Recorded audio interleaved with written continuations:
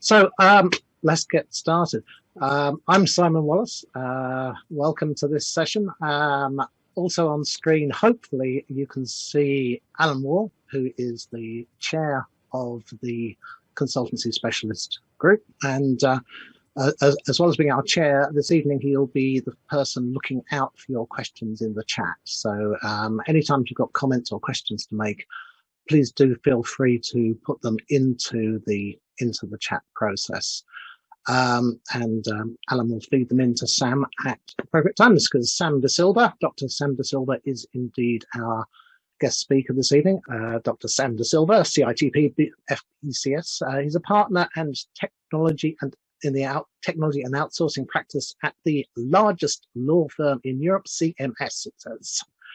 He's also a trustee of BCS and a BCS council member, specializing in complex and strategic technology and outsourcing projects. He's got a vast list of credentials, achievements, and acclamations. I won't begin to try and read that out because that will take the rest of the evening. And many of those are to do with his voluntary work, helping develop understanding and taking forwards many of the key concerns in terms of his take on the legal aspects of the profession. So it says here, he makes it his mission to dispel myths and educate IT professionals to ensure everyone is on the same page, which is what we're going to do now. So Sam, after that very wordy introduction, I'm going to take a break and leave it all to you. Thank you very much. Great. Thanks, Simon. Firstly, thanks to Simon and Alan for inviting me to speak at this BCS consulting specialist group. I always enjoy coming and, well, virtually, obviously now speaking to different consulting, different various specialist groups. It's always good to see a diverse audience and different interests and so forth. So without further ado, I will attempt to share my screen. Can you see my screen? Yep. Okay, excellent. So as advertised, we're going to be talking some of the contractual issues in consulting engagement. So what am I going to cover today? Hope you don't fall over. I know it's a packed agenda, but I will take it through. I'm obviously conscious that I've got limited time, so we won't be here all till midnight. So yeah, it will be a helicopter view, but hopefully we'll cover the things we need to cover. So I'll set the scene, give a bit of context, then we'll probably cover the big three first, probably the more complex and more convoluted areas where people sort of get confused, not really understand what's going on. Sometimes they do, sometimes they don't. Try to dispel some myths. So I'll talk about liability, talk about indemnities, and talk about intellectual property. Call those the big three. Then we'll look at sort of scope of work, change control, acceptance testing, remedies for delay, termination, protections for the consultant, and end off with that exciting area of data protection. Now, I obviously advise on this, but I'm not what I would say a data protection specialist who does this 100% of the time. There are some people who do this 100% of the time. I probably do about 25-30% of the time. And fortunately, I've got a lot of data protection specialists who do 100% of the time, so I can actually delegate and refer to them. But clearly, I need to do some work on this, so that's why I'm going to talk about it in the context of consulting arrangements. Sorry. So setting the scene. So as advertised, this session is really focused on SME and large consulting firms. So if you're an independent sort of contractor or working through a sort of a company, you may find some of the stuff useful, insightful. There will be relevant nuggets, but it's mostly relevant for those of you who are employed or a partner or a director in a, as I said, in a consulting firm. In terms of terminology, there's a lot of terminology here. There's consulting agreement, terms of engagement, engagement letter, T's and C's. What do they all mean? Well, effectively, they're the same thing. You know, there's no real rocket science of how these things actually mean. They're an arrangement between the consultant firm and the customer, and you can call it what you want. I mean, you can call it, apples and oranges. There's no sort of, I guess, formula or standardization for naming these things. No naming convention. So whenever we talk about this, we mean the arrangement between the consultant and the customer. The other sort of terminology we sort of probably see in these sort of arrangements is what we call a consulting proposal. Now, this is really the thing which is done before the contract, i.e. your sales presentation, your proposal to effectively go to the customer and say, this is what I can do as a consultant. So that's what we call the consulting proposal. Now, some of the other things we need to think about, whose form of contract should be used, i.e. is it the consulting firm contract or is the client or customer contract? Now, there's no rules or, I guess, standards relating to this. It really depends on a number of things. First thing it depends on is the negotiating leverage. If you're a particularly large consultant, you can impose your terms, or it may well be if you're providing a particular type of service which is quite bespoke and you say, this is the reason why we need to use my form of contract. Obviously, customers and clients will want to impose their contract on yourself as a consulting firm.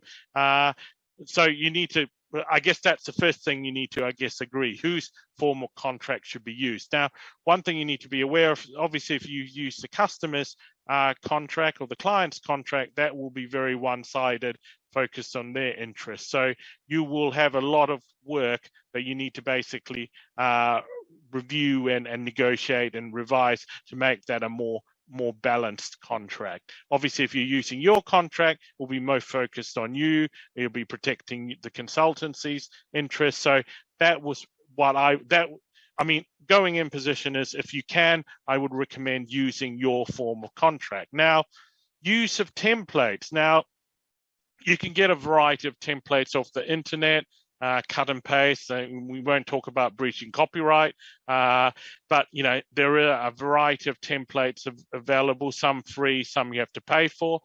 The thing I'll say about templates is you need to make sure it is actually tailored to the engagement. Otherwise, it may look like it does the job, but unless you actually understand what the provisions are there for and actually it relates to the type of service you're providing, templates can be quite dangerous.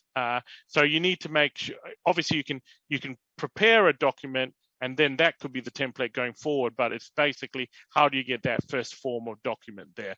What do you need to do? And my recommendation is to get a bespoke drafted contract for your particular engagement. Now, a misconception is people think agreements need to be in writing or a specified form. That is a bit of a myth. You don't need an agreement to be in writing. So you may well have an agreement orally agreed, and that will be legally binding. So, don't think just because you haven't got an agreement which is signed, you actually haven't got a legally binding agreement. You may well have an agreement, it's not signed, but you perform services, and the client customer pays, you will have a binding agreement. The courts will interpret that as agreement which was unsigned. So the signature just is proof that there is some kind of agreement of the minds, but it's not necessarily indicative of an agreement. So what that means is, unfortunately, you may get into a situation where you make inadvertent variations to the agreement through sort of emails or by sort of talking to the client. So you need to make sure that all of those are documented, because even if they're not actually documented and you actually say something in an email or a telephone call, that will be technically legally binding, and that will inadvertently vary the agreement you've bound. So you need to be careful of those inadvertent variations. The other thing is pre-contractual liability. So you may agree a consulting agreement with a client which limits your liability, excludes your liability appropriately. We'll talk about liabilities in the next slide, but that won't sort of save you from pre-contractual liability. So say, for example, I'm sure none of you would do this, being professional consultants, you are, make some kind of misrepresentation. It doesn't need to be fraudulent, it just needs to be a misrepresentation. Now, the liability limits and exclusions in the contract won't save you from those misrepresentations. So that's pre-contractual liability, which can't be excluded if you make a misrepresentation. And that's the law. So you just need to make sure that effectively you don't tell porkies, because you will be held to account. That's obviously a technical term, don't tell porkies, and write that down, but don't put that on the contract, because the judge will probably look at you thinking, who actually told you to write this down? That's just setting the scene. So now we'll talk about liability. So what is the position when silent? So what I mean is, you've got a consulting agreement and it has no clauses or provisions dealing with liability. Now, I would usually ask the audience to participate, but given that you're all muted and can't speak, it's going to be quite hard to get interaction. Or can we get interaction, Simon? I'm sure we can get some interaction. Let me just check who's... Can you guys unmute yourselves? Does that work? Yes, it works. Okay. I'm unmuted. It works. You've got some willing voices there, Sam. Okay. So what is the position when it's silent for liability, when nothing's mentioned about liability? Up to interpretation? Not Well, exactly. There must be statutory liabilities that come into play if nothing's mentioned anyway. Yep. In my opinion, you've got unlimited liability if nothing's been said about liability. Exactly, Simon. Very well. And we didn't rehearse this either. So yes. So just because liability is not mentioned, you as a consultant will have unlimited liability to the customer and vice versa. So, clearly that is a position you don't want to be in. You don't want to be a position where you have unlimited liability. And that's why limitations of liability, exclusions of liability are really important. And there's a distinction here as well. So people think about limitation of liability, exclusions of liability, it's the same thing. They're two different concepts. So limitation of liability is actually you're limiting your liability to a particular amount. Whereas an exclusion of liability is you're excluding certain categories of losses. So a limitation on liability would be the consultant is liable for 100% of the consulting fees. That's a limitation on liability. An exclusion on liability would say the consultant excludes liability for loss of income or indirect losses or any other losses you exclude. So that is a distinction between a limitation and exclusion. And in your consulting agreement, you should have both a limitation and an exclusion. Now, there's certain categories of losses which can't be excluded by law. And if you try to do that, you will be frowned upon by law, by the judges. But, that's why usually you see a clause saying, the parties won't try to exclude liability which can't be excluded by law. So the three types which can't be excluded is death or personal injury caused by negligence, misrepresentation, and then there's the breach of terms implied by law. So the two sort of terms implied by law are warranties as to title and quiet possession, which is under Supply of Goods and Services Act, and the warranties as to the quality of the goods under the Sale of Goods Act as amended by Supply of Goods Act 1994. Now you may think, well, why is Sam talking about this? We're not producing any goods, we're consultants. We're all about the thought leadership. We're all about the services.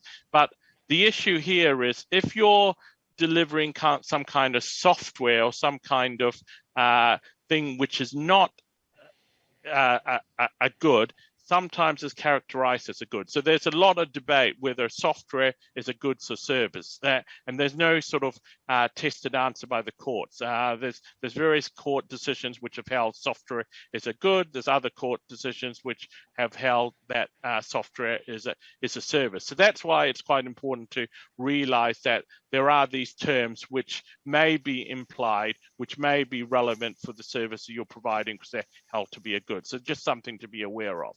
Now, one of the things you need to consider is, setting a liability cap.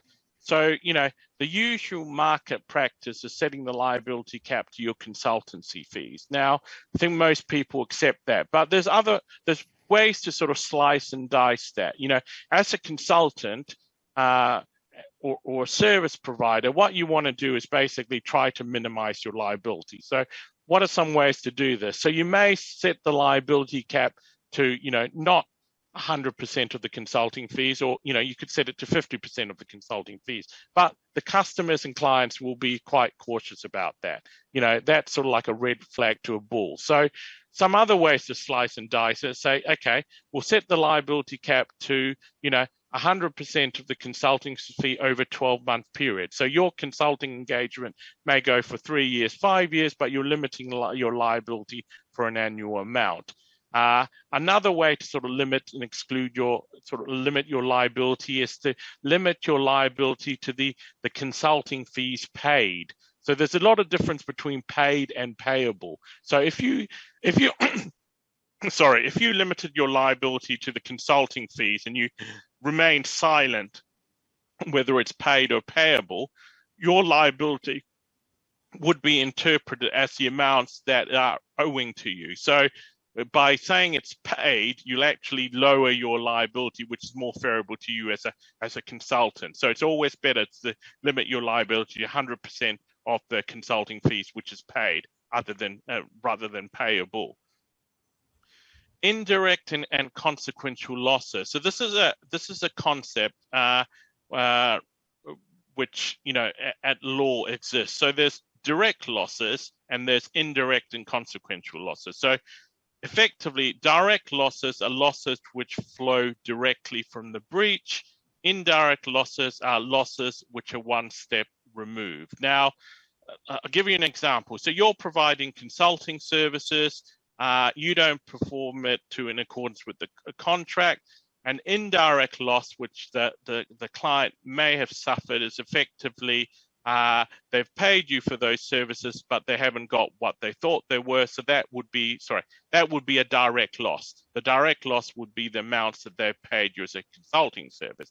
Now, an indirect loss, that would be one step removed. So that could be arguably, they could say, well, you didn't perform our services, you didn't perform your services, and because you didn't perform your services, we weren't able to achieve this business outcome, and we've lost this particular contract, we've lost this particular business. So those are indirect and consequential losses. So those are one step removed. So as a consultant, you want to make sure you manage your risk. So it's always good to exclude indirect and consequential losses, because those are things which are outside your control and you can't really manage it. Whereas direct losses, you can control and manage. And if you're trying to exclude direct losses, your client's going to look at you and say, well, why are you excluding that? It's very difficult to actually try to argue that you're going to exclude direct losses.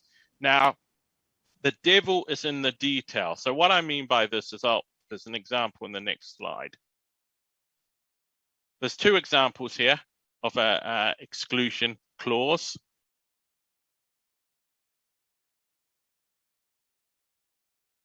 So anyone want to provide the observations of what the difference is and what the consequence is? Well, in the first, the consequential losses looks like it's including a lot of other things. But in the second, that's the second. But in the first, the other things stand alone aside from consequential losses. Correct. Is that you, Stephen? Yeah. Yeah, exactly right. So example 2 is actually narrower, and it's actually better for the consultant because of the word including. How a court would interpret that is basically they would import the words indirect loss of profit, indirect loss of revenue, indirect loss of business. So in that example 2, it will be the consultant excludes indirect losses, consequential losses, including indirect loss of profit, indirect loss of revenue. That is actually wider, sorry. So example 2 is actually worse off for a consultant because the customer or client could actually sue you for direct loss of profit and direct loss of revenue. So you only have excluded indirect loss of profit and indirect loss of revenue in example 2. Whereas example 1 is much more favorable to a consultant because of that, because there's no word including in there.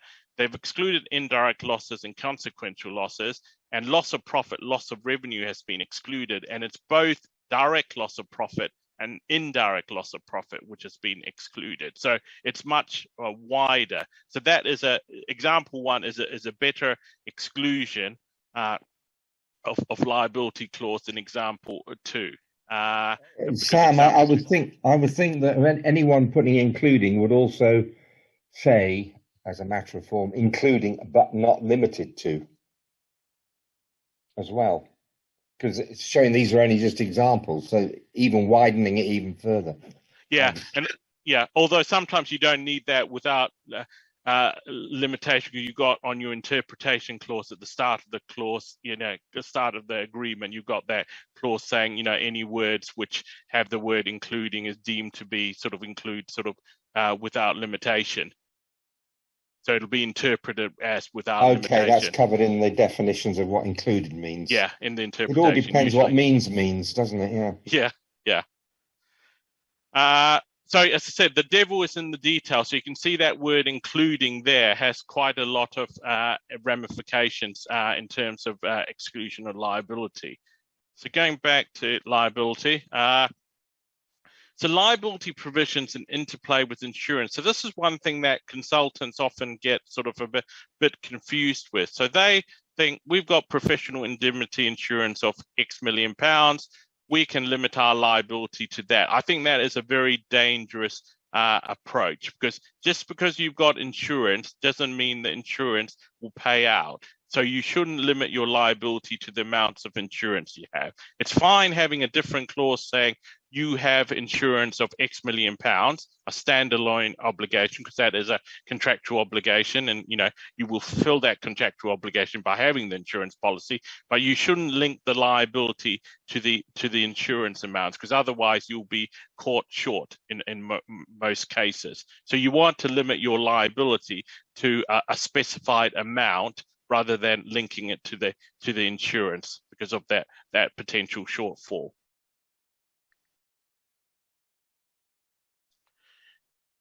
So we talked about sort of the devil is in the detail here. And I've talked about also the Unfair Contracts Act, Terms Act 1977. So this, or ACTA. So what this is, basically, this is a piece of legislation, and it's not applicable just for consumers. It is applicable for business-to-business contracts.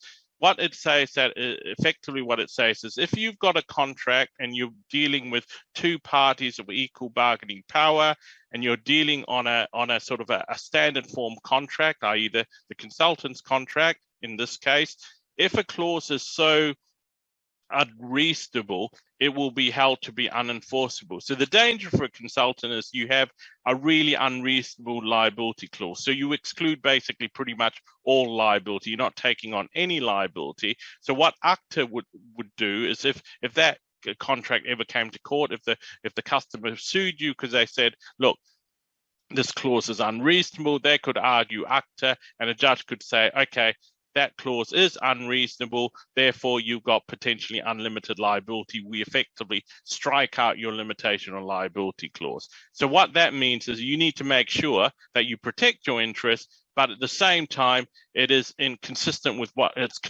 market practice, and it's also, I guess, protects your interests as well as trying to protect the customer's interests to the extent possible. It's not so one-sided that it means that it's held to be unfair under ACTA. So that's one thing you need to bear in mind to make sure that you don't fall foul of ACTA. Can I just ask a quick question? Yeah, sure. Is it possible for the parties to put in the contract that they will not apply the Unfair Contract Terms Act? Can you not do that? Yeah, you can pull that, but you can put that in, but it'll be held to be unenforceable, because you often see wording in contracts saying the parties are of equal bargaining power, they've negotiated this clause and trying to circumvent it. But yeah, a judge will see through that. So that those kind of clauses are probably not worth the writing in the ink, or the amount of money you paid the lawyer to put that in. Okay, thanks. Indemnities. Now, this is a concept which many people don't understand, and they think it's similar to a liability. It's not. It's quite different. So the easiest way to think of an indemnity is thinking of it as like an insurance policy. So effectively, if you provide it as a consultant, you provide an indemnity, you're effectively underwriting the risk and providing a form of insurance to the client. So let's imagine the situation without indemnity. So you don't have any indemnities which you're providing to the client. You just have a limitation on liability or exclusion of liability. So in order for the client or the customer to sue you, what they would need to do, they have to prove their loss. They have to take steps to mitigate the loss. Even if they've done that, they may not be able to recover all the ancillary costs and expenses. What I mean by ancillary costs or expenses are court costs, solicitor costs, expert costs, or professional legal fees, and all the other the costs which are incurred as part of a litigation. And clearly, the client needs to show that the loss had been caused as a result of the breach by the consultant. So that's the situation without an indemnity. So it is quite difficult for a counterparty to actually sue you. It is obviously possible, but it is not an easy thing for them to actually sue you and get damages. But with an indemnity, it makes it much easier for them to claim money, because effectively it's a promise by the consultant who's providing the indemnity to basically reimburse you for a particular liability, and it's guaranteed remedy. It's a pound for pound. So if the indemnity was like a million quid, and the trigger was actually let's say the indemnity is for an IPR infringement, and there was an IP infringement, you would have to pay £1 million. It is effectively as stated in the contract, and it also allows recovery for costs and expenses. So as well as being liable for the actual damages or loss, you will also be liable for the other expenses, i.e. the solicitor fees of the other side, the experts of the other side, and so forth. So that is why I say it's considered very carefully prior to committing any indemnity, prior to giving any indemnity. So, you are basically providing an insurance policy over and above your liability exclusion or liability. So whenever you give an indemnity, think about it really carefully and think, are you really prepared to give that? And I guess, you want to try to push back on that, and say, what to the client, what are you trying to address? Why do you want me to provide this indemnity? What is the risk you're trying to address? And then you need to try to come up with a solution as to that. Obviously, you can limit your indemnities. You can make it subject to a limitation on liability clause, but if you do, you need to expressly say that particular indemnity is subject to that limitation or exclusion of liability, or otherwise it'll be held to be unlimited. So intellectual property or IP, that again, like indemnities and liability, IP is a very emotive subject. People get quite sort of emotive, and there's a lot of debate and negotiation on this. But in terms of a consulting arrangement, what do we mean by IP?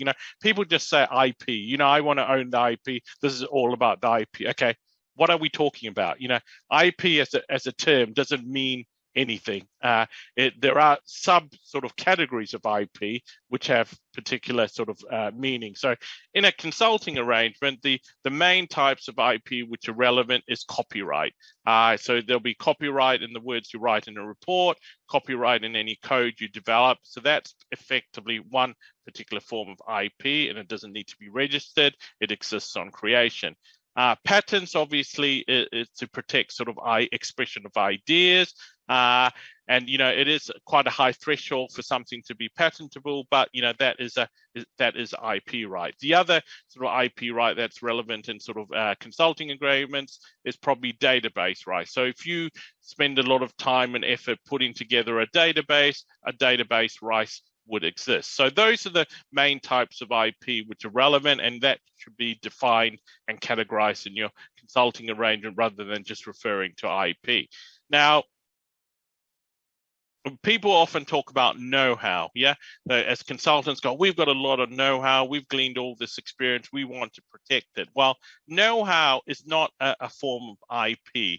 So, how you protect know-how is through contractual protections, i.e. confidentiality provisions. So usually the IP provisions wouldn't protect know-how. And if you try to put know-how into confidentiality, into the definition of IP, it doesn't really work. So it's a separate sort of area. It's not IP. It's basically you need to have contractual obligations or restrictions on people using your know-how. So it's, as I said, it's covered in the confidentiality clause. Now, when you're looking at IP, I think that the key questions that the consulting engagement needs to answer is, what is the IP owned by the consultant? What is the IP owned by the client? What IP is retained by the client after the consultant's delivered the service? What license terms apply to any IP that the consultant sort of transfers a license to the client, and what IP will be returned or destroyed on project completion. So your consulting agreement needs to cover all those, answer those questions. If it doesn't, you've got quite a bit of work to do. If it does, then you've probably covered about 80% of the issues about IP. Now we're sort of covering other things in the consulting agreement. So scope of work services. Now this is pretty fundamental to a consulting agreement. This is what you're delivering. So some of the problem areas I've sort of seen when advising both consultants and clients is basically a cut and paste of the consulting proposal. So I mentioned the consulting proposal is your presentation, your pitch document. Often I see that cut and paste and put that into a service description of the scope of work, and basically that's it, saying the services are the consulting proposal. The problem with that is the consulting proposal hasn't been drafted in a way to be contractually enforceable or in sort of to be incorporated in a contract, because that wasn't the intention of the consulting proposal. So the problems that stem from that is, they're open-ended obligations. They're not sort of constrained or restricted. They're not drafted to be contractually enforceable. So i.e., if there's a dispute, it's very hard to enforce those provisions or the particular thing which is in the consulting proposal, and there's a lack of precision and specificity. So again, a lack of detail in that, and that's not a criticism of the consulting proposal. Consulting proposal is the consulting proposal. I'm not saying that we need to draft consulting proposals to be sort of legally enforceable. What I'm saying is, don't cut and paste your consulting proposal into the engagement. What you need to do is look at the consulting proposal and then basically translate that so it is in sort of a contractually enforceable language. It doesn't have open-ended obligations, and it's got detail in it. So, in terms of the areas to address, what are the outcomes that the purpose of the consultancy, and they need to be specific and measurable. So you don't want open-ended or so obligations which you can't measure or actually assess whether it's been performed or not, because this is where the debates and the arguments arise. The client will say, well, you haven't performed, and you will say, yes, you have. But unless you've got clear detail of what you're actually performing or what the standards are, then it's going to be quite hard for you to argue that you've actually achieved what you said you're going to achieve. Include timeframes for the work to be to be achieved, including sort of milestones, and define outcomes and service standards. Think about the resources to be allocated to the project. Now, in terms of the resources, often clients and customers will say, we want a key personnel clause. So a key personnel clause, as is saying, Simon Wallace is a key person in this engagement, he can't basically leave for the whole terms of the engagement. He needs to dedicate, 95% of the time, for example. If the client has got enough leverage, they may well be able to sort of argue those clear personnel clauses. But from your perspective as a consulting firm or a consultant, you need to make sure you understand what those commitments are in terms of agreeing to those. Customer requirements. So often these aren't set out very clearly. So these are the things which effectively you as a customer, you as a consultant require the customer to do. So if there's certain things that they need to do in order for you to deliver your services, you need to set those out. And that sort of touches upon dependencies. So they can be used interchangeably. So dependencies are things which, you're dependent on the customer to do in order for you to provide your services. Customer requirements may be dependencies, or they may not be dependencies. You just need them to do that. So they are used interchangeably, but there is a subtle difference. Exclusions. Now, exclusions are effectively, you're providing all these services, but these are the things that you're not doing, i.e. excluded from the scope of the services. So those are the things, again, you need to set out in the scope of work or services. That often when I'm sort of looking at these aren't drafted very well, unfortunately. They are open-ended obligations. There's not many customer requirements. There's no dependencies. It'd be very easy for a customer to say to the consultant, "You haven't performed. We're not paying you," whereas the consultant thinks they have performed. So, it is an important area which you need as a consultant to get right.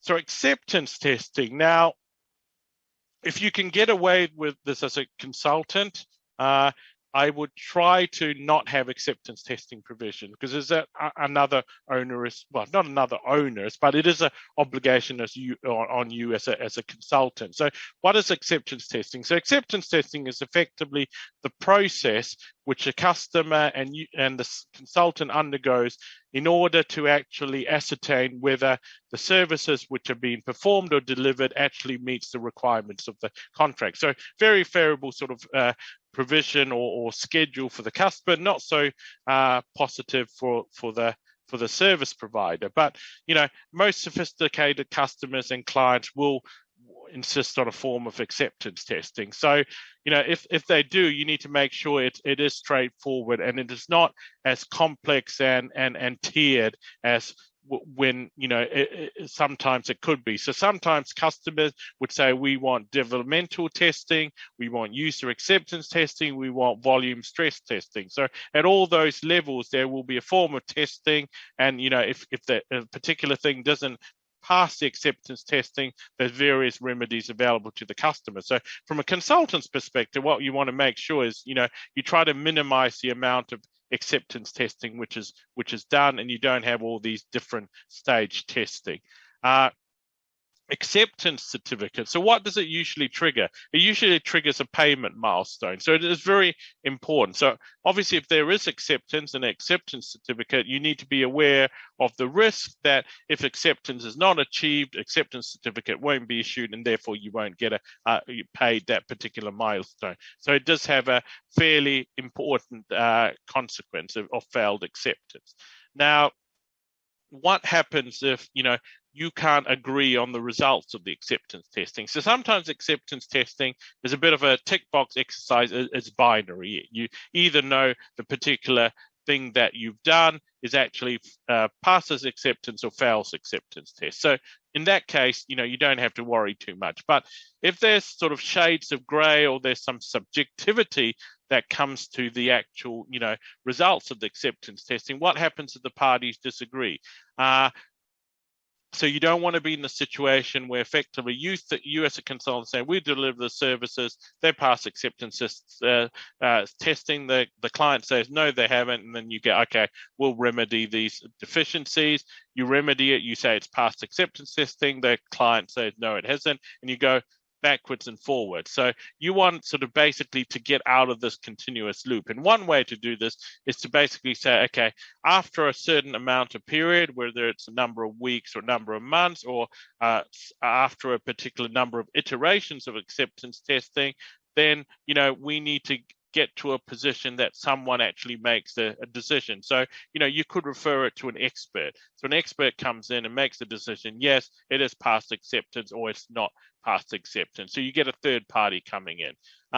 What you want to avoid at that sort of, you know, the remedy, you want to try to limit your remedies. So a customer, a strong customer who's being advised by a strong lawyer who knows what they're talking about, will be telling you as a consultant, will be saying, look, if it doesn't get accepted in a particular time or a particular number of iterations, we want the right to effectively, you know, call an expert, or to basically get a reduction in the charges, or we want the right to terminate. So all those are sort of remedies which are available to the customer. As a consultant, you want to try to limit those remedies, because the more remedies the customer has, the more easier it is for them to actually enforce them, and it's sort of a more challenging for you to actually, you know, get paid and get the contract on foot.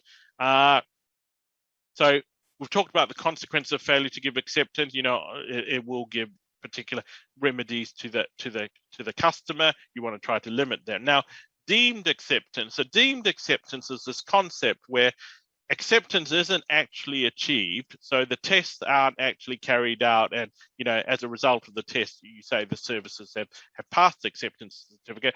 It's a situation where you say, in this particular circumstance, it's deemed to be accepted. So obviously, the more circumstances you have as deemed acceptance, the better it is for you as a consultant. So the most common one, which you should insist on, is effectively saying you put the services or the software or whatever that you delivered into live commercial use, client. Even if you haven't done the acceptance testing, if you put that into live commercial use or you're using it, that is deemed to be accepted, and all the consequences that flow from acceptance, i.e. a payment milestone, are triggered. You may also want to say, well, we tell you something's ready for acceptance testing, and if you don't actually do the acceptance testing with X number of days, that's deemed to be accepted. Because you don't want to be in the situation where you as a consultant present something, done your services, delivered the software, so it's ready for acceptance testing, client just, you know, delays, and, you know, they don't actually sort of progress. You want to be in the situation where say, no, hang on, we've given you X number of days. If you haven't done it within X number of days, it's deemed to be accepted, and all the consequences that flow from that, i.e. acceptance certificate, payment of a milestone, and so forth.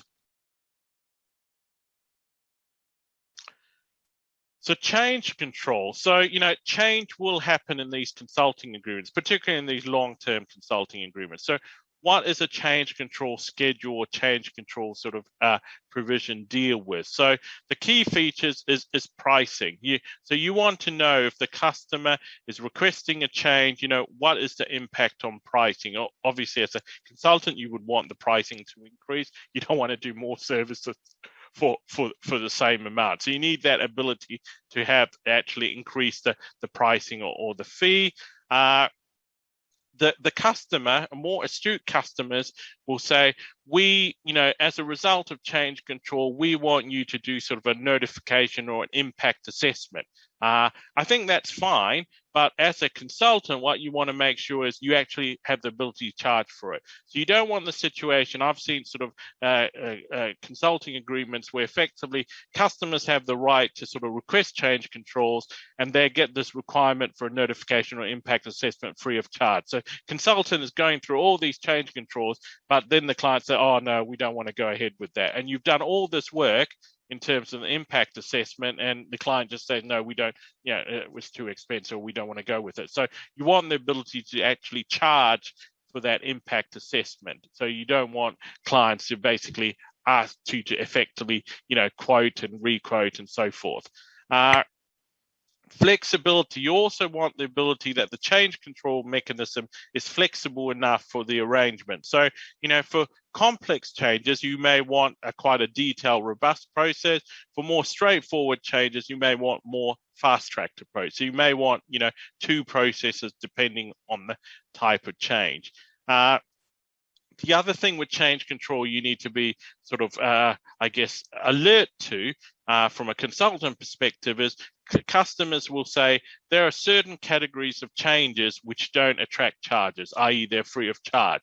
So they may say it's minor technological changes, changes in law, or continuous improvement. Now, obviously, you want to try to minimize this list as much as possible. So you don't want to give away, things which are free of charge. You don't want to say, you basically want to charge for everything that goes through change control. Whereas the customer's view is, no, not everything is chargeable. It's a commercial, debate that needs to be had with your customer, but you need to address it up front when you're looking at actually agreeing the contract. Now, probably the one thing which most consultants get caught out is changes in law. So often the contract is drafted in a way effectively that any changes in law, if there's an impact of a change in law, the consultant actually has to bear the risk. Now, I think in some cases that is unreasonable. I mean, particularly if you're a consultant who is not operating in a particular sector. So,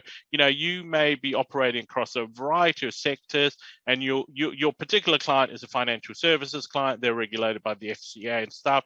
There's a change in regulations that means that you need to perform your services in a different way, or you need to deliver something in a way that meets a particular requirement. Now, if the changes in law clause isn't drafted in your favor, what you would have to do is basically deliver that change for no additional cost. But you may be incurring additional resources, you may have to do additional programming, you may need to do additional things, which normally you would be able to change for, but because of this provision, you can't. So you need to be quite careful about these changes in law clauses to see who carries the cost in terms of compliance or in terms of changes in law. Continuous improvement is also another area. There may be some kind of general obligation that you will provide the services in terms of continuous improvement. You don't want the service provider, if the customer, to actually say to you, look, you've got a continuous improvement obligation. Well, even though you're doing these new services, we don't want to pay for it because it's part of your continuous obligation. So as I said, you need to be really careful about those changes you agree to which don't attract charges. So change control is effectively an agreement to agree. Now, what an agreement to agree is in simple terms is it's not so an agreement to agree is basically the parties will agree to do something in the future. Now, you could document that in the agreement, yeah, but that is, as a concept, that is not enforceable. So if you have a provision in a contract there, the parties will agree a certain thing in the future, or the parties will agree to do this. If there's not enough certainty, that is an agreement to agree. So change control is effectively agreement to agree. So you can't force another party to agree. Now, customers obviously are acutely aware of this, and that's why they basically make the change control provision in a way which it forces the consultant to implement changes. So there will be clauses there potentially, if you're working on a customer form of consulting agreement, basically says that the consultant can't refuse to agree any changes. So you obviously want to avoid that. If you can't avoid that, you want to have some kind of get out. So the get outs, which are usually I've seen and I recommend to consultants, is effectively saying, okay, if the requirement requires us to breach law, we don't have to do it. If the requirement is outside our skill set or outside our expertise, we don't have to do it. Sometimes it is, okay, if the change requires us to incur X number of man hours or X number of resources to do this thing again, that's a get out. We're not forced to do those changes. So if there's mandatory changes where you're forced to do that, you want a sort of a carve out or get out, or otherwise you'll be forced to do those changes. The other thing which I sort of recommend to sort of both consultants and customers is basically a concept of rationalization or reinstatement of the new baseline contract. So this is particularly important for sort of long-term engagement. So you often have a consulting agreement which is maybe 5-6 years, and you've got a lot of change control notes. You may have 5, 10, 15, 20. I've seen sometimes hundreds of change control notes over a lifespan of 5 years. The problem is, if you have these change control notes, you don't know what the contract actually says. The first change control says, clause X is amended by putting this new clause. Fine, that's okay for one change control. But if there's another change control that amends that amended clause, or it may amend the original clause, just imagine how that problem is multiplied if you have 10 or 15 change control notes. You don't actually know what the provision is. So I always recommend maybe every 6 months or every 12 months that there's a rationalization or reinstatement. So effectively, you look at all the change controls, or you get your in-house lawyers or your external lawyers to actually do all the hard sort of heavy lifting and incorporate all those change controls. So you have a new version of the contract which incorporates that. If the customer puts that obligation on you as the consultant, what you need to make sure is say, well, you're prepared to do it and you can also charge for it. Because worst case situation is they put that obligation on you and you haven't got the ability to charge for it, but you're obviously not going to do it because it is quite a torturous process and it can be quite complicated. So you have to sort of incur sort of legal fees and getting external lawyers, or you may get your in-house lawyers, but still there is a cost. So you want the ability to actually charge for that rationalization. So termination. So, often we don't think of termination because, it's often like marriage, who wants to think about divorce? But unfortunately, like marriage, that things sometimes end. So, you do need to think about what happens if things don't go to plan. Now, in terms of the termination triggers for a customer or a client to sort of end the engagement, you need to make sure that the termination triggers are obviously as narrow as possible. So some of the things you need to think about is, have they got a right to terminate for any breach, or is it for a material breach? Obviously, material breach is better for a consultant because that means that there's a concept of materiality, whereas in breach there's not, and it's easier for a customer or client to terminate. What about if a material breach is capable of remedy? If it is capable of remedy, do you want the client to terminate? No. So you need to make sure you build that in, that if it is capable of remedy, they haven't got the right to terminate. Sometimes customers include a concept of deemed material breach. So what this means is they may say, a breach of this particular clause, it may be security or data protection or some other clause, it is deemed to be a material breach. So that what that means is it may not have been a material breach or considered a breach which was led to a termination, but because you agreed to be a material breach, then it is a material breach. So obviously you want to try to limit those material breaches or try to remove that concept altogether. And the way that you argue that is say, look, a court will determine whether a particular breach is material or not. We don't want to deem it to be material breach because we're basically, trying to circumvent what the courts will rule in the future. Insolvency. So often customers will say, on insolvency, we want to terminate. I think, that's a reasonable argument. There's different forms of insolvency. There's administration, liquidation, receivership. Not going to go into those details, but obviously the wider the list, the more remedies that the customer has. So you want to try to, again, limit it to sort of narrow circumstances.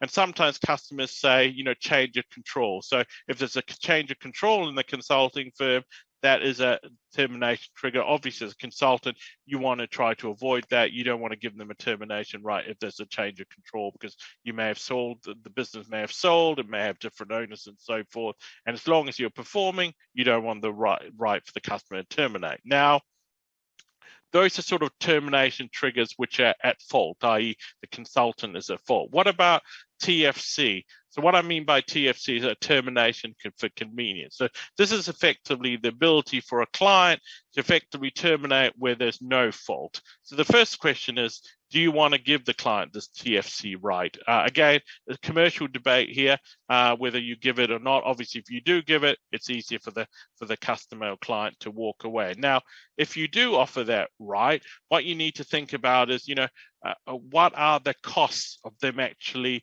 What are the costs you want to recover, or what fees do you want to incur on them imposing that TFC? Because that is an additional right. You're making a concession, so you shouldn't give it free.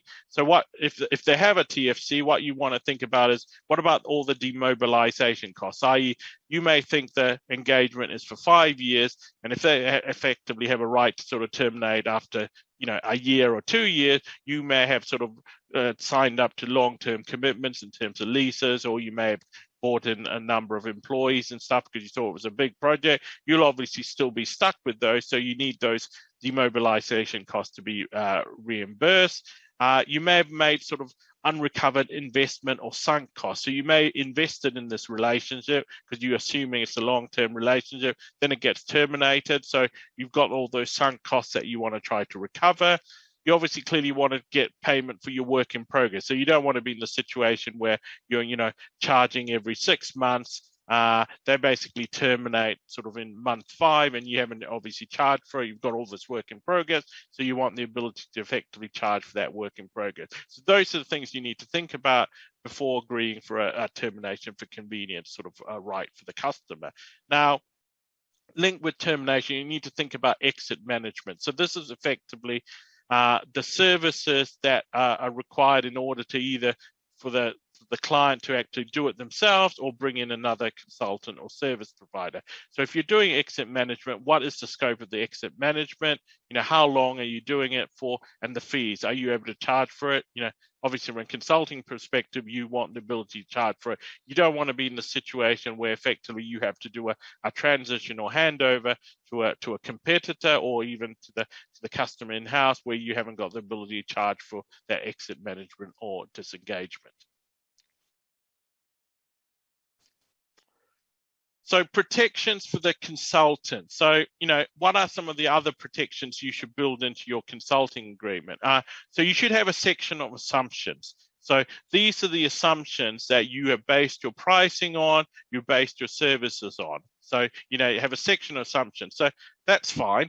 But most consulting agreements have that section, but then it's not clear what happens if those assumptions don't hold true. So you need some wording or some provisions dealing with saying, if these assumptions don't hold true, there is an adjustment to price, or there's a relief from the service standards, or there is some other consequence. You need to make sure that, there is a scenario, you cover the scenario where the assumptions don't hold true. Otherwise, the assumption section is fairly meaningless. Force majeure, this is effectively where things are outside your control and you can't deliver.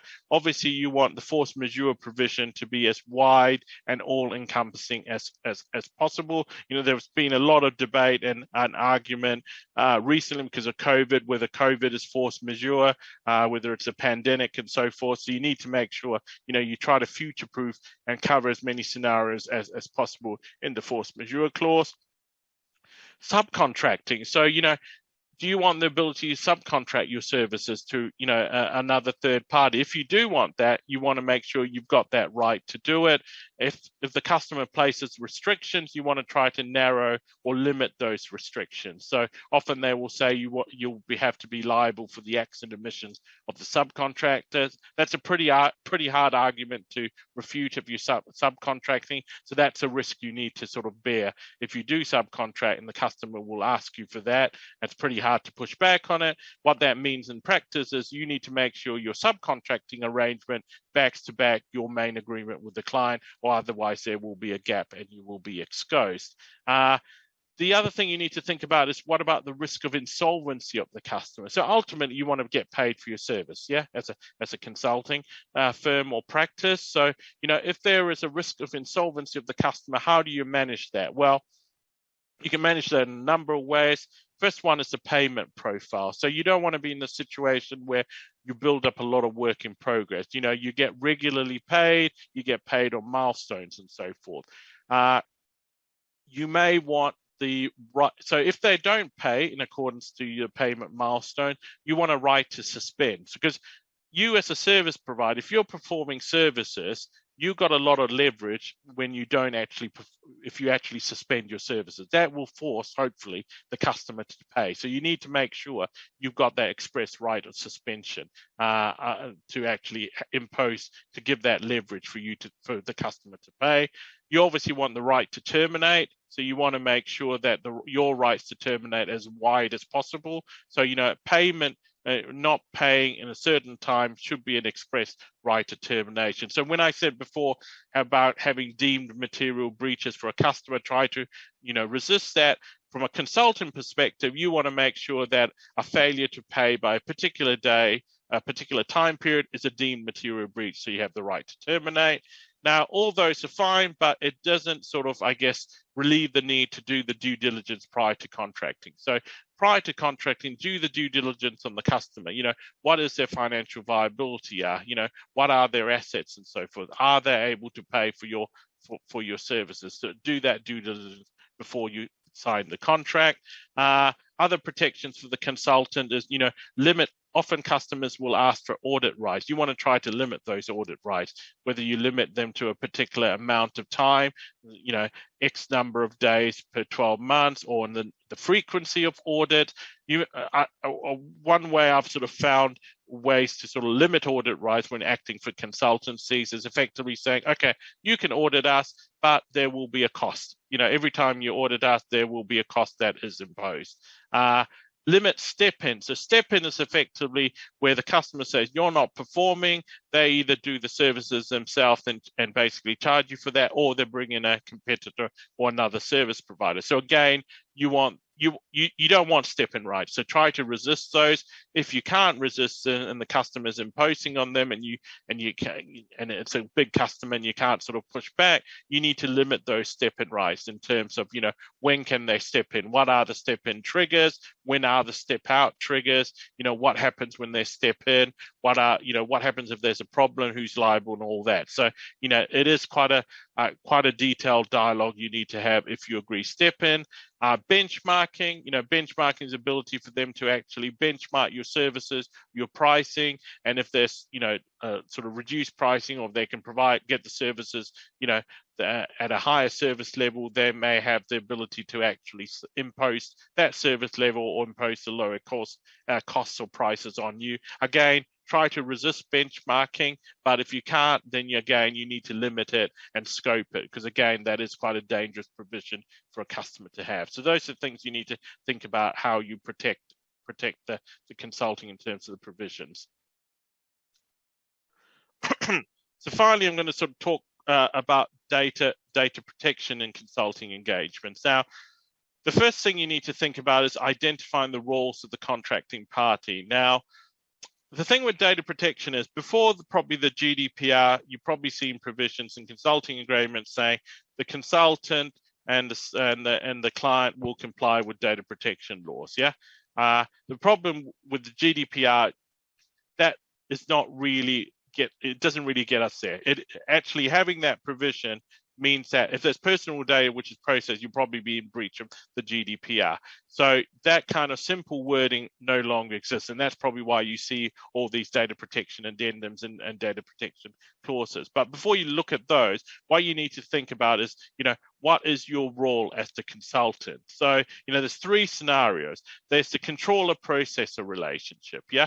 So that is where effectively the client is the controller and you as the consultant is the service provider. Now, if it's a controller-processor relationship, that means the client's sort of responsible for determining the purpose and means of processing, and you're basically processing on their instructions. And if that's the arrangement, Article 28 of the GDPR is actually, we'll go into that, sets out in prescription what the contract should look like. So what the contractual provisions are. So Article 28 goes into detail. Well, it doesn't actually tell you what the clauses, how the clauses should be drafted, but it gives about, and I'll talk about in the next slide, it talks about what the clauses need to cover. Joint controller. So this is where basically both the customer and the consultant jointly agree the sort of the means and purpose of processing. So if it's a joint contractor relationship, Article 26 sets out the arrangement. So that's the article you need to look at. We'll talk about that in the next slide. Now, controllers in common or independent controllers. That's not expressly covered in the GDPR, but it is a scenario you need to contemplate. So this is where effectively the client is an independent controller and you as the consultant is an independent controller. As I said, GDPR contains no requirements for that, and we'll talk about how you address that in the next slides. So before we talk about sort of the clauses, how you sort of address that, the other questions you need to think about is obviously, what types of personal data are involved? Are there any special categories? Any data? Who are the data subjects? If there's children, there's more protections. What are the data flows? Is it one-way, one-way, two-way? Is it onward transfers outside the UK, EA? In which case, which countries, where will be data be stored? As a consultant, you need to engage other processes. Is there any automated decision making? Is there any direct marketing? Is there processing for direct marketing purposes?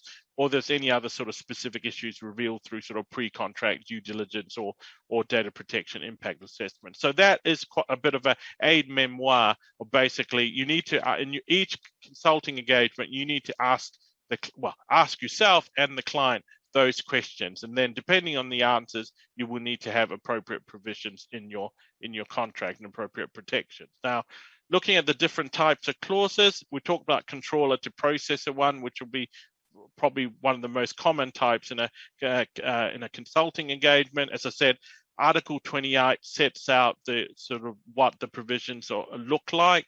So I won't go through all of them, but they are in Article 28.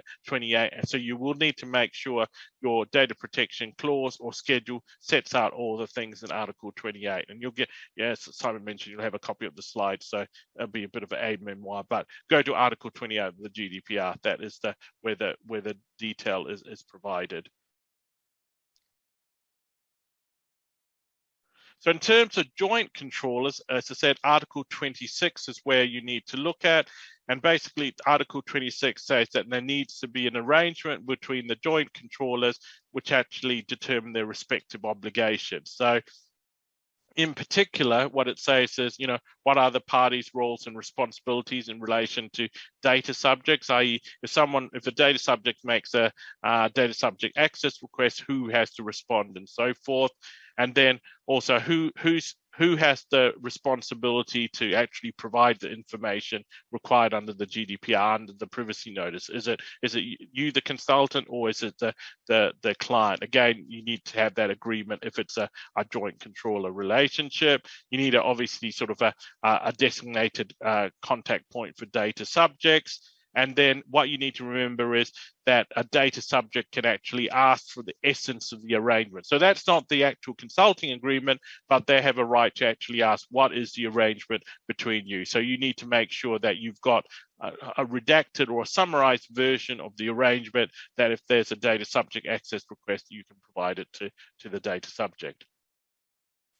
Now, in terms of the controllers in common, as I said, there's no prescriptive clause that's set out in the GDPR, but things you need to think about is in a controller in common, there can't be a scenario where the controller can actually instruct the other controller on how to do the processing, because in that case, there'll be a controller to process a relationship. So this is effectively two independent controllers, each making decisions on their own on behalf. So if you look at the ICO data sharing code of practice, it sort of suggests what kind of clauses that need to be included. And it talks about, who are the who's documenting the parties, types of data shared, what the procedure is responding to data subject requests and so forth. So it's similar to, joint controllers, but it is different because they are sort of independent and they make decisions. So, but again, you need to think about the arrangement. So the thing with data protection is no matter what you put in the contract, it will be determined by the facts. So if you say the arrangement is a controller to processor relationship, but it's actually not, and it's actually joint controllers, a judge or the ICO will hold you should have had provisions which is reflective of actually what happens in practice. So you can't actually contract for it. You need to look at the factual matrix, and based on the factual matrix, put the appropriate contractual provisions in place. And that's it. So I think we've got a bit of time for questions, Simon. Yes, indeed. Normally we aim to finish at 8, which gives you 11 minutes. Alan, do you want to take a look in the chat and Q&A? Yes, I have. We've got about half a dozen questions. So Okay. couple of minutes for questions, Sam. So they might prove difficult because they're very interesting and quite deep questions. So I'll just and they don't batch together. So I will just feed them through to you. Yeah, sure. One of them was around back with when you were talking about telling porkies, and we shouldn't tell porkies. But the question was really around what kind of liabilities come to consultants where the client just doesn't misunderstands what we've been saying to them. So in those kind of verbal exchanges, they just misunderstand it, and that I could identify that question because it's something that I come across from time to time. Yeah. Okay. I think the best way to manage that is if you feel or you have a belief that the client or customer is having a misunderstanding, you need to actually clarify that. So you're saying something and they're nodding their head, but you actually think they don't actually understand this. You need to actually you need to think about a different way of presenting that and actually getting them to actually understand what it is. So the onus is to a certain extent on you, actually. Is it? Okay. Well, right. Not well, in the sense that, it's probably better for you to manage that risk rather than actually ignoring that, I think. Okay, all right. Peter, jump in on that, Van, if that's... Yes, it was my question, so I just want to clarify a bit. I go into an organization and say, I will prepare you for your audit and make sure you're ready for it. And the client therefore assumes that I am a certified auditor. And then decides that I have misrepresented myself because I said I could prepare you for the audit, but I never did say I was a certified auditor. I just know the standard and can help. Yeah, okay. So if that came to a sort of a dispute, the judge would say, what would a reasonable person expect from that? And I would, from an independent perspective, I would think, okay, even though you haven't said you're a certified auditor, you said you'll be ready. So it would be implied that, you are registered, for example. So the best way to manage that risk is, it is a risk that to expressly say, I am not a certified auditor. Clearly, they could argue, you haven't said that because you didn't want us to know that. What harm is it for you to say, I'm not a certified auditor? Which is what I usually do. Yeah, and you're managing the risk, so yeah. Okay, Sam, thank you. Be careful would be my interpretation. A second question is really around the area of NDAs, and as consultants, we all get to sign quite a few NDAs, and they seem to have no time ending. So the question is, have you any views or advice on NDAs and how long they should last for? I mean, you can contractually restrict something for an NDA to last, X number of years. If it's not, it would last in perpetuity. But the caveat is that, if a certain information is not confidential because of the lapse of time, an NDA won't actually sort of change that position. Yeah. So, okay. Even though you sign up to something which says it lasts forever, if by the lapse of time and by factual circumstances, that information is no longer actually confidential according to confidentiality law, as opposed to contract, then, you're okay. Okay. All right. Yeah. Thank you. That helps. Thank you. On the area of operating internationally, the question has come up around what happens when I'm operating internationally. I can't be familiar with all of the local laws, regulations, and practices. I mean, what liabilities do I pick up as a consultant operating internationally, or what advice would you have around that situation? Okay. Well, I guess there's two things. Obviously, there'll be the consulting agreement, so that'll be governed by a particular jurisdiction and governing law. Yeah. Okay. So say for example, you've got a consulting agreement which is governed by English law and governed by English courts. Yeah. So you've got that, but then you're actually providing services in, say, I don't know, let's say China, yeah, China or India, yeah.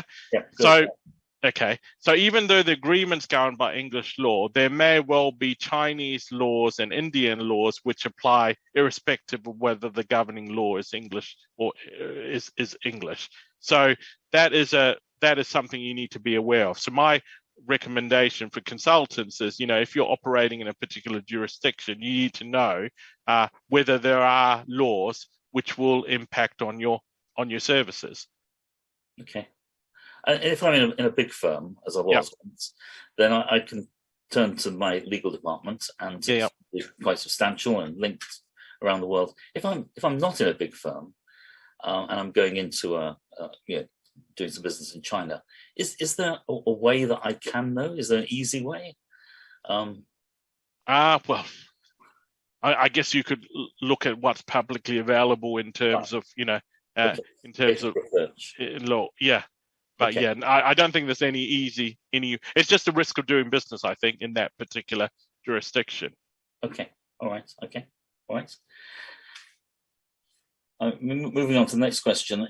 It's a question around what happens to consultants when the client gets taken over, or the control of the client organizational division changes. I mean, to what extent is the taking over company, the company that's doing the taking over, obligated to continue the consultancy contracts that they've got with you, even if they weren't involved with them and don't really value them anymore? What's the position there? Are they locked into I guess a takeover. It depends on the type of takeover. So when you buy a company, you can either buy the assets of the company or the shares of the company. Yeah. So if a company is buying another company by shares, effectively the shareholding changes, but the corporate entity is still the same. So the consulting agreement will be still effectively the same. So they are bound by that consulting agreement because the entity is still there. It's just owned, or the shareholdings change, yeah. But the ultimate contracting party, the customer, will be the same in the consulting. So it's like nothing's really changed, yeah. But if they buy the assets, it depends on whether they've particularly bought that contract as part of the acquisition. So they haven't bought the shares of the company, but they've bought certain assets of that company, and it depends on whether they've actually, bought that contract. Okay. All right. Yeah. Okay. All right. But in most cases, as a part of a takeover, it is usually a share acquisition. So the underlying entity is still the same. So they will be legally, you've still got a legally binding contract. And if they wanted to get out of it, like things have fundamentally changed. Is that talking back to your slides on termination? They would have to. Yeah. I mean, they would have to look at how they could sort of walk away. So obviously, if they had a termination for convenience clause, it makes it easier. Yeah, right. They just serve it to. But if it's a termination for breach, then they would have to prove a breach. Right. Okay. Yes. Okay, I can see that. There probably wouldn't be a breach in most situations. No, but I mean, the thing is, sometimes customers try to engineer a breach. To try to get out. So you need to, that's why it's really quite important to have all your obligations documented quite clearly. Because if you don't, they will say, look, you haven't performed, you're in breach, we're terminating. Okay, that's really good advice, thank you. Sam, if I can throw in a question of my own, because I've seen this situation so many times.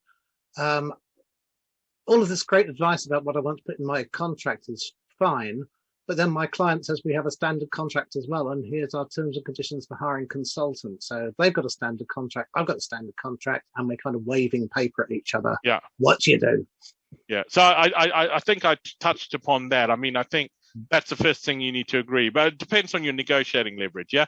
So if you're a small consulting and you're dealing with a big bank or a big, retail organization, your leverage is probably limited, and, you probably need to, use their consulting agreement. But that's not to say you need to sign up to it as is, unless they're playing really hardball and say, we're not going to negotiate, in which case it's a risk for you. You need to accept that risk that you're signing up to a contract which is not protecting your interests. But, if you're signing up to a customer drafted contract, you can obviously negotiate and revise that. It's not like you have to accept it as is. It is kind of tricky if the customer is the British government, because they're not known for flexibility when they're contracting. Yeah. I mean, I think that's a risk of doing business with the UK government. But, what I've seen is the smaller consultancy in that cases don't actually contract directly with the government. So they usually a subcontractor or subcontractor to another one, and you can usually get better concessions or better contract when you're a subcontractor, because the prime will take more of a risk. And You should try working for the Chinese government. No, thank you. I very nearly did at one stage in my career. Okay, and Sam, the final question. Yeah, sure. Is around IP, and it's really around, can consultants practically and legally maintain ownership of all the IP in a assignment, even after they've been paid for the assignment and things have moved on? There's a common misconception. Just because a customer pays for the IP, they don't own it. So you as a consultant, under copyright law, you as a consultant, the author or the creator of the work owns the IP. So if you don't have any provisions dealing with the assignment of IP, even though you may have been paid £1 million or 10 million quid, I don't know which customer would not have covered the IP, but maybe you're dealing with not such a astute customer. You, as a consultant, would own the IP. So the customer, it's up to the customer to have an express assignment of the IP. If there's no express assignment of the IP, you, as the owner, or you, as the creator, will own the IP, even though you're paid for it. Okay, all right, this is interesting. Thank you. I've got some questions of my own. We could probably be here all evening, and Simon will throw things at me because we're reaching time. I was going to cut you off. The questions from the audience, and thanks to the audience for those questions.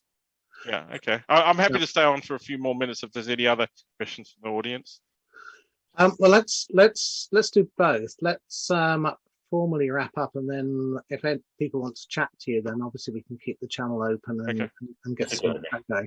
I think though, over the course of the last hour and a half, I had discerned the answer to life, the universe, and everything when it comes to all of your questions. And almost all of the queries that people have got, I think the correct answer is hire a specialist lawyer to advise you. Would you agree, Sam?